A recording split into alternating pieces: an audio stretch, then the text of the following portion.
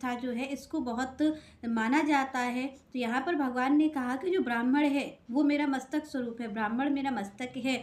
भगवान कहते क्षत्रिय मेरी भुजाएँ हैं, वैश्य मेरा उदर है, और भगवान कहते जो शूद्र है वो मेरे चरण हैं। तो यहाँ पर भगवान ने कहा कि ये जो वर्ण व्यवस्था है तो भगवान कहते ये मेरा ही स्वरूप है, ये मेरा स्वरूप है, मैंने ही इसको इस प्रकार से बांट रखा है सभी के लिए। तो भगवान ने कहा ब्राह्मण मेरा मस्तक है, जो ज्ञान का कार्य करता है। भगवान कहते हैं कि ब्राह्मण कोई शरीर नहीं है। यहाँ पर श्री कृष्ण ने पहले ही कहा, क्योंकि यहाँ पर भगवान बात कर रहे हैं। भगवान ने कहा कोई ब्राह्मण कुल में उत्पन्न हो जाने से ब्राह्मण नहीं होगा।